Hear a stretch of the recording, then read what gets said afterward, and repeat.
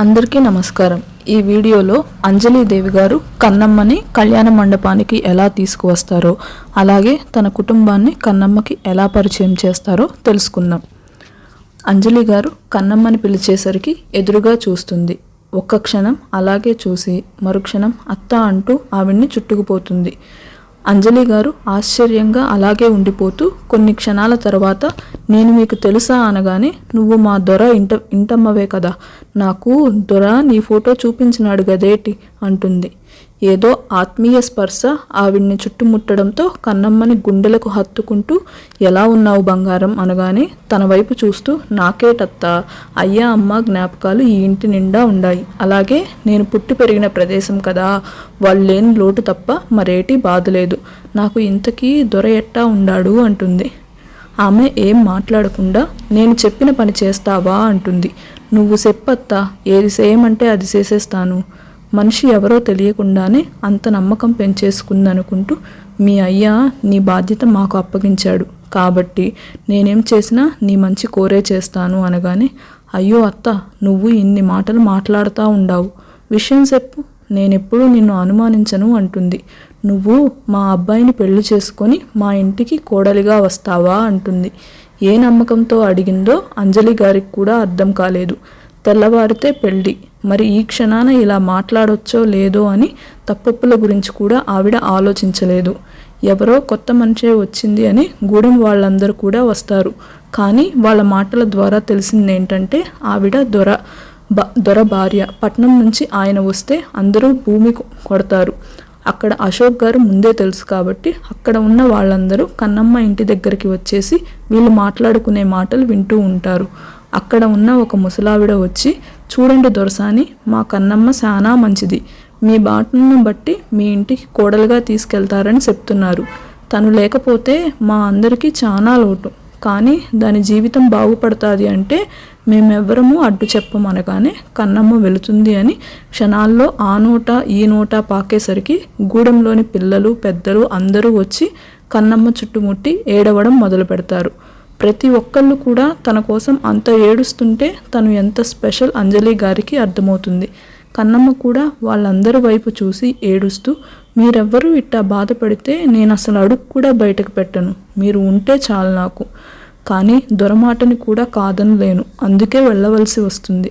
కానీ అప్పుడప్పుడు మీ అందరినీ చూడ్డానికి వస్తాను అంటుంది. అందరూ ఒక పుట్టింటి నుండి మెట్టినింటికి ఆడపిల్లను సాగనంపుతున్నట్టు సాగనంపుతారు. అందరూ కూడా తన ఈడుపులలో వాళ్ళ దగ్గర ఉన్న చిల్లర డబ్బులు అన్నీ మూటకట్టి కన్నమ్మకు ఇస్తారు. ఈ గూడెం నుండి ఏ ఆడపిల్ల అత్తగారింటికి వెళ్ళినా పుట్టింటి సారె పెడతారు.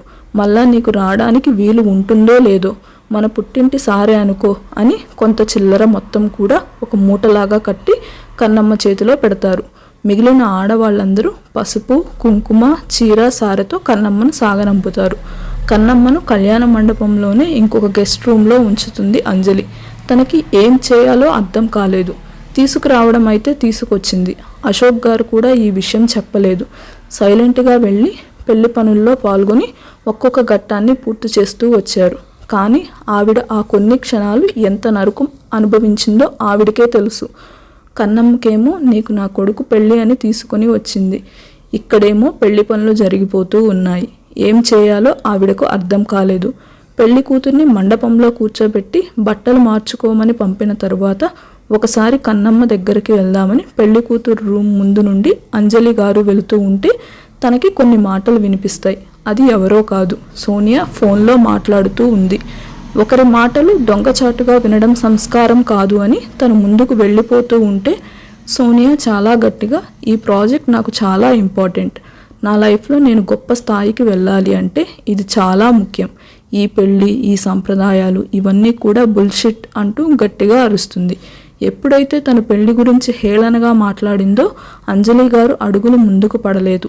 ఆవిడ అలాగే నిలబడి, పోతే పోనీలే, ఇంకా గట్టిగా అరుస్తూ, ఎలాగైనా సరే నేను ఈ ప్రాజెక్ట్ ఓకే చేసుకుంటాను, మీరేమీ టెన్షన్ పడొద్దు, ఇషాన్ నేను చెప్పినట్లు వింటాడు, నా కోసం ఏమైనా చేస్తాడు, తన మాటల్ని కాదనలేక ఆ ఇంట్లో వాళ్ళని కూడా నేను చాలా భరిస్తున్నాను, లేదంటే ఎప్పుడూ సాంప్రదాయాలు అది ఇది అంటూ ఏవేవో మాట్లాడుతూ ఉంటారు, ముందైతే ఈ ప్రాజెక్ట్ వర్క్ ఫినిష్ చేసుకొని మళ్ళీ ఇష్ బేబీతో పెళ్ళైన తర్వాత ఒక్క క్షణం కూడా తనని నేను ఆ ఇంట్లో ఉండనివ్వను.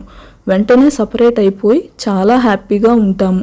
అసలు ఆ ఇంటి వాతావరణం, ఆ ఇంటి మనుషులు నాకు అస్సలు ఇష్టం లేదు అంటూ ఇష్టం వచ్చినట్టు తన కడుపులో ఉన్న అక్కసు మొత్తం వెళ్ళగక్కుతుంది. తర్వాత ఫోన్ పెట్టేసి ఆ రూమ్లో తన ఫ్రెండ్స్ ఎంత చెప్పినా వినకుండా ఇంకొక దారి గుండా తను బయటికి వెళ్ళిపోతుంది. అసలు కొన్ని క్షణాల వరకు తిరిగి స్పృహలోకి రాలేదు అంజలి గారు. ఆవిడకి మైండ్ మొత్తం గిర్రున తిరిగిపోయింది. క్షణం కూడా ఆలస్యం చేయకుండా చాలా ఫాస్ట్గా కన్నమ్మ దగ్గరికి వెళ్ళి తనని పెళ్లి కూతురు గెటప్లో రెడీ చేసేసి ముసుగు వేసుకుని అక్కడే ఉండు, నువ్వు ఏం జరిగినా నీ ముసుగు తీయొద్దు, సరేనా, ఎవరితో ఏం మాట్లాడొద్దు అంటూ తనని మండపంలో కూర్చోబెడుతుంది. అలా ఇషాన్ కన్నమ్మల పెళ్లి అంగరంగ వైభవంగా జరుగుతుంది. ఇలా అనుకుని అతిథిలా ఇషాన్ జీవితంలోకి వచ్చి విడదీయలేని అనుబంధంగా మారిపోయింది. ప్రస్తుతం దీప్తి పిల్లల్ని తీసుకొని కిందకి వస్తుంది. తన ముఖంలో నిర్లిప్తత స్పష్టంగా కనిపిస్తుంది.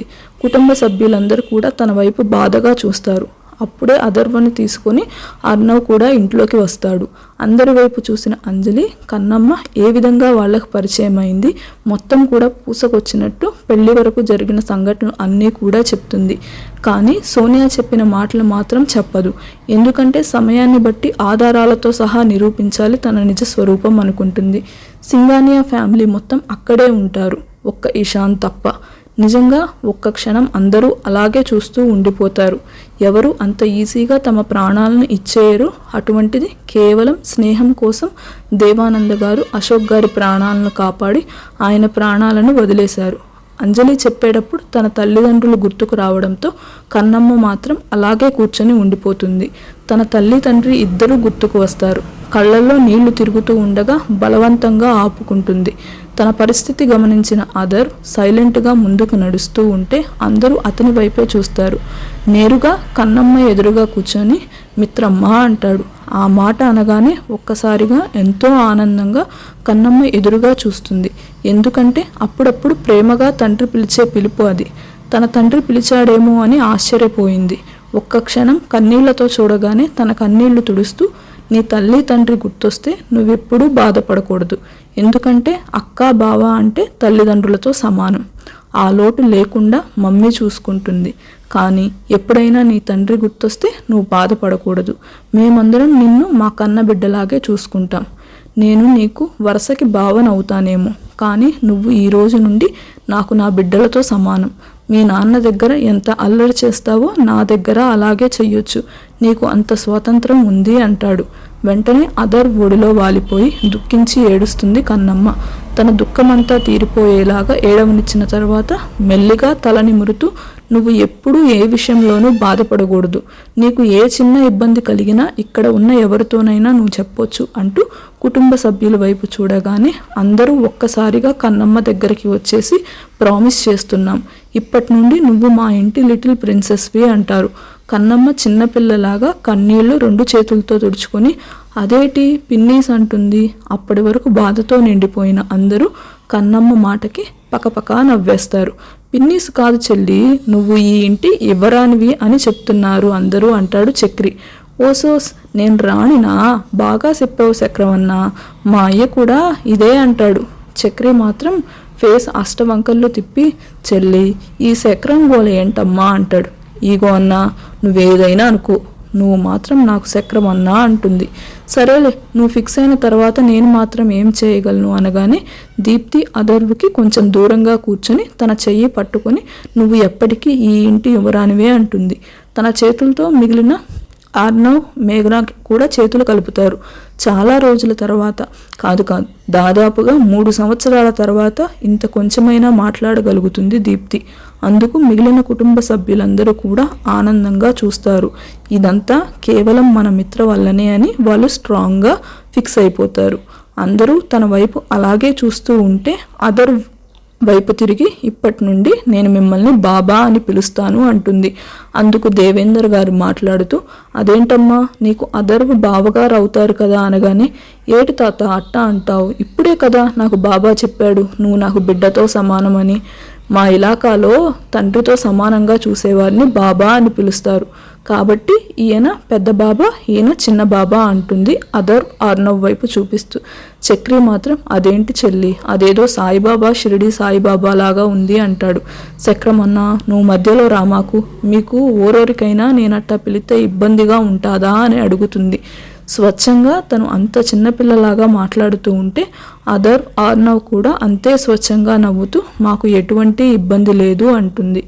అంజలి గారు ఇప్పుడు అందరినీ పరిచయం చేయమంటావా అనగానే నేనెప్పుడో సిద్ధమైపోయినాను, అదేటి నీదే లేటు అంటుంది. అంజలి గారు చెప్పబోయేలోపు ఒక్క క్షణం ఆగు అంటూ అందరి వైపు చూసి మీరందరూ ఓ పాలి లేచి నిలబడండి అంటుంది. అందరూ ఓ పాలి అంటే అర్థం కాక అలాగే చూస్తూ ఉండటంతో అంజలి గారు మాట్లాడుతూ ఒక్కసారి లేచి నిలబడండి అంటుంది అని. ఆవిడ వివరంగా చెప్పగానే అందరూ లేచి నిలబడతారు. ఇప్పుడు నువ్వు చెప్పు అత్త అనగానే ముందు దేవేందర్ జిమన గారిని పరిచయం చేసి నీకు అమ్మమ్మ తాతయ్య అవుతారు అంటే అవ్వ తాత అనగానే ఇద్దరి కాళ్ళ మీద పడిపోయి నన్ను ఆశీర్వదించండి అవ్వ తాత అంటుంది. తర్వాత అదర్ దీక్షను చూపిస్తూ వీళ్ళిద్దరూ నీకు అక్కా బావ, ఇంటికి పెద్ద కొడుకు అనగానే పెద్ద బాబా ఈమె నాకు అక్క అవుతుంది అంటే తోడి కోడలు అక్కే కదా అంటూ తన పేరు దీప్తి అనగానే ఉసోస్ దీపక్క నాకు చాలా బాగా నచ్చేసింది. వాళ్ళు కాస్త దూరంగా నిలబడటంతో అదేంటి ఆలు మగలంటే అట్టా దూరంగా ఉంటారా అంటూ దీప్తిని ఒక్క తోపు తోయగానే డైరెక్ట్గా వెళ్ళి అదర్ మీద పడిపోతుంది. అంతే, చాలా రోజుల తర్వాత తన భర్త స్పర్శతో శరీరం జల్లుమంటుంది. తను పడిపోతుందేమో అని కంగారులో గట్టిగా పట్టుకుని తన గుండెలకు అదుముకుంటాడు.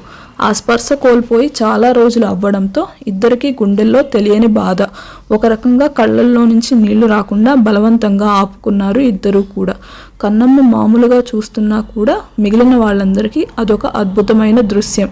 అంజలి గారు అయితే కొంగు నోటికి అడ్డం పెట్టుకుంటారు. ఆనందంతో కన్నీళ్లు వస్తుంటే అశోక్ గారికి కూడా సేమ్ పొజిషన్. మిగిలిన కుటుంబ సభ్యులందరూ కూడా ఆనందంగా చూస్తారు. వాళ్ళకి ఊహ తెలిసినప్పటి నుంచి తమ తల్లిదండ్రులు ఎప్పుడూ అంత క్లోజ్గా లేకపోవడంతో ఆ పసిపిల్లలు ఇద్దరూ కూడా చప్పెట్లు కొడతారు. పిల్లలు అలా చప్పెట్లు కొట్టడంతో ఆ భార్యాభర్తలు ఇద్దరూ కూడా స్పృహలోకి వస్తారు. వెంటనే కాస్త దూరంగా జరగాలని చూస్తారు. మన మిత్రమ్మ ఊరుకుంటుందా? ఓసోస్ ఆగండి, మళ్ళీ దూరంగా జరుగుతారేంటి అంటూ ఇద్దరు చేతులు పట్టుకొని ఒకే దగ్గర ఉండేలాగా చేసి కాళ్ళ మీద పడిపోతుంది. ఇంకా ఏం మాట్లాడలేక దీర్ఘ సుమంగళి భవ అంటూ ఆశీర్వదిస్తారు. చిన్న బాబా నువ్వు రా ఇటు అనగానే అదర్ పక్కకి జరగగానే వాళ్ళ ప్లేస్లోకి ఆర్నవ్ మేఘన వస్తారు. ఆర్నవ్ ఎలాగో చిన్న బాబా అని ఫిక్స్ అయిపోయింది. మేఘన పేరు చెప్పగానే వరే మేఘం పేరు భలే బాగా ఉండాదే. తను అలా మేఘం అనగానే మన చిన్న బాబా వైపు కోపంగా చూస్తూ పళ్ళు కొరుకుతుంది. ఓకే సారీరా స్వీట్ హార్ట్, నీ పేరు చాలా బాగుంది అంటాడు చిన్నగా తనకి మాత్రమే వినిపించేటట్టు. బావా అంటూ దీర్ఘం తీయగానే ఓ మేఘమక్క, మా చిన్న బాబా యాడికి పోడు, నువ్వుండు అంటూ ఇద్దరి దగ్గర ఆశీర్వాదం తీసుకోగానే వాళ్ళు కూడా సేమ్ దీవెన. తర్వాత చక్రిని కూడా పరిచయం చేస్తుంది. ఆల్రెడీ తన పెనిమిటికి దోస్తని తెలుసు. చివరగా దప్పపుండులాగా ఉన్న ఇద్దరు పిల్లల్ని చూస్తూ ఈ బుల్లోడు ఈ బుల్లమ్మ ఓరత్త అంటుంది. వాళ్ళిద్దరూ మీ పెద్ద బాబా పిల్లలు, దీపాలి దీపాస్, ముద్దుగా చిన్ను బన్ను అంటారు అంటుంది. మన కన్నమ్మకి మాత్రం ఆ పేర్లు నోరు తిరగలేదు. వార్త దీప అంటూ ఏమో నాకు నాలుక మడతపడిపోతూ ఉండేది. ఏంటది ఏదో ముద్దు పేరు చెప్పినావు కదా, సిన్ను బన్ను, కానీ నేను బుల్లెమ్మ బుల్లోడు అని పిలుస్తా. వాళ్ళిద్దరూ అలాగే అమాయకంగా చూస్తూ ఉంటే ఇద్దరి వైపు చేతులు చాపుతుంది. వాళ్ళు మాత్రం కొత్త వాళ్ళ దగ్గరికి అస్సలు అలవాటు లేకపోవడం వల్ల అలాగే చూస్తూ ఉంటే అంజలి గారు వాళ్ళిద్దరి దగ్గరికి వెళ్ళి ఇషాన్ బాబాయ్ ఉన్నాడు కదా, తను మీకు బాబాయ్ అయితే ఈమె మీకు పిన్ని అవుతుంది. వాళ్ళిద్దరూ కూడా అలాగే చూస్తూ ఉంటే ఈ బుల్లెమ్మ బుల్లోడు నా దగ్గరికి ఎందుకు రాలేదు? సరేలే, మా అడవిలో చాలా మంచి ఆడుకునేటి బొమ్మలు ఉంటాయి కదా, ప్రస్తుతానికి నా దగ్గర మ్యాజిక్ బొమ్మ ఒకటి ఉండాది అంటూ గాల్లో చేతులు తిప్పి ఒరోరి కర్రీసీనుగా ఇది నీ పేరుట మ్యాజిక్ రా, చెయ్యి ముందుకు పెట్టి తన పిడికిలి బిగించి వాళ్ళిద్దరి ముందు ఓపెన్ చేయగానే అందులో రెండు చిన్న బొమ్మలు ఉంటాయి. హే అంటూ చప్పట్లు కొడుతూ కన్నమ్మ మెడ చుట్టూ చేతులు వేసి ఇద్దరు ఉయ్యాల ఊగడం మొదలు పెడతారు. చక్రి మాత్రం అదేంటి చెల్లి, అదేదో మ్యాజిక్ అంటున్నావు అనగానే అందరూ చిన్నగా నవ్వుతూ మిత్రమ్మ మ్యాజిక్ అంటుందిరా అంటాడు. అతడు అలా చెప్పగానే కన్నమ్మ తన వైపు చూస్తూ నువ్వు చాలా బాగా చెప్పినావు పెద్ద బాబా అంటుంది. కానీ అందరికీ అర్థం కాలేదు ఆ బొమ్మలు ఎలా వచ్చాయో.